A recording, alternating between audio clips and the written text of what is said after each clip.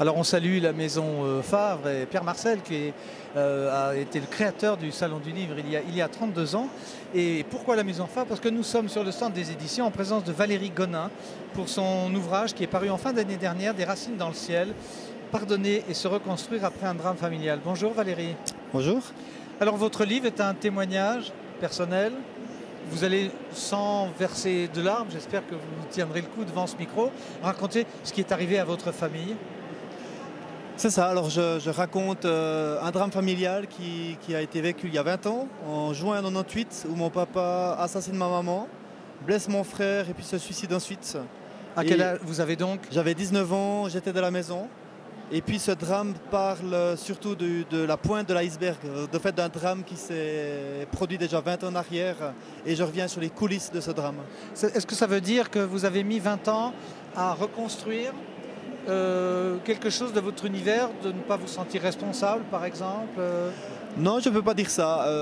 Tout le travail de résilience, ça a pris des années. Redites-nous la résilience en quelques mots, qu'on comprenne bien de quoi il s'agit. Alors je ne sais pas vraiment d'un point de vue psychologique qu'est-ce que ça veut dire, mais je pense que la résilience, c'est cette capacité de rebondir, de repartir de l'avant, de pouvoir tout de même bien fonctionner ou de fonctionner après des choses plus ou moins difficiles à vivre. Donc on parle bien de ce qu'on appelle dans la vie des dommages collatéraux, à la différence dans ces dommages collatéraux qu'il n'y a pas de survivants des causes de ce drame. Vous avez dû vous l'expliquer, vous avez dû faire ce travail. C'est ça, donc j'ai pris beaucoup de temps ces dernières années pour essayer de comprendre les coulisses de ce drame. On habitait dans une famille où on ne parlait pas des problèmes, où les histoires familiales, on les oubliait de génération en génération. Et à un moment donné, j'ai eu un petit peu un manque, déjà de savoir mais pourquoi est-ce que mon papa a fait ça? Et finalement, mais qui est-ce que je suis? Parce que finalement, qui sont mes grands-parents? Par exemple, mon grand-père maternel est décédé à 36 ans, lorsque ma maman avait 2 ans. Je n'ai pas connu mes grands-parents paternels. Et au bout d'un moment, il y a eu vraiment un manque en disant mais qui sont mes ancêtres? Qui est-ce que je suis finalement?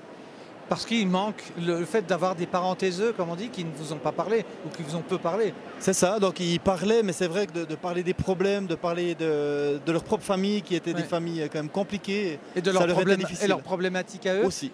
Vous avez réussi à expliquer cette fuite par le ciel, si j'ose dire? Alors j'ai compris certaines choses, alors il y a quand même toute une part de mystère, mais j'ai compris quand même pas mal de choses par rapport à l'histoire de ma famille et puis par rapport aussi au mécanisme psychologique. Lorsqu'il y a ce genre de drame familial, parfois on aimerait bien se dire mais c'est un coup de folie où ça nous est tombé dessus, alors que là il y avait tous les mécanismes depuis 20 ans qui étaient là et enclenchés. Et ce que vous vous êtes dit à un moment donné, vous en parlez de ça, que vous auriez pu vous faire quelque chose, vous aviez quand même 19 ans, ce qui est assez... Il y avait de la maturité déjà.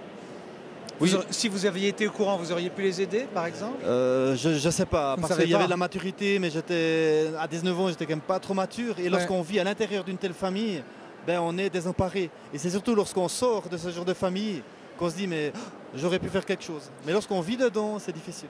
20 ans après, vous avez des charges pastorales, ça veut dire que vous êtes pasteur? Oui.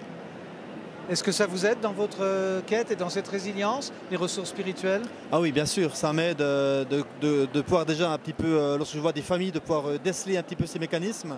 Et aussi de la compassion, parce que de pouvoir se mettre à la place, de pouvoir comprendre ce que ces gens se vivent. Et puis après, je suis aussi sorti un petit peu de la naïveté, parce que je suis croyant, pratiquant, et je crois que Dieu est capable de tout. Mais il est capable de ça aussi. Alors voilà, je ne crois pas qu'il est capable de ça, je crois que mon père il a eu le choix.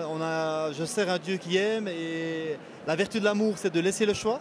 Et je crois que mon papa a laissé le choix à mon père. Je ne pense pas que Dieu a souhaité ça ou qu'il a voulu ce drame. Parce que là on touche à la volonté de Dieu et après on touche à sa souveraineté. Et c'est vrai que c'est un thème un petit peu long peut-être à débattre. Oui, mais c'est toutefois d'une vision très protestante, de dire que Dieu lui a laissé le choix. C'est une vision protestante. Et voilà. Et votre maman, elle, n'a pas eu le choix, quoique on ne sait pas ça non plus. Alors dans les faits, elle n'a pas eu le choix, elle s'est fait pointer dessus avec un pistolet et puis elle s'est fait assassiner. Après, je pense que ma maman, elle aurait eu le choix de quitter le domicile conjugal. Mais il y avait une telle oppression par rapport à l'église de laquelle nous allions, par rapport à la famille proche, que finalement le choix était très très restreint. Et finalement, elle a eu un non-choix en quelque sorte de rester. Parce qu'elle croyait qu'il fallait rester en tant que femme, il fallait se soumettre à son mari, il fallait prier pour lui simplement. Et puis ça l'a tué en quelque sorte. Merci de vous livrer avec autant de simplicité et de sincérité, Valérie Gonin. Merci beaucoup. Des racines dans le ciel, pardonner et se reconstruire après un drame familial aux éditions Favre.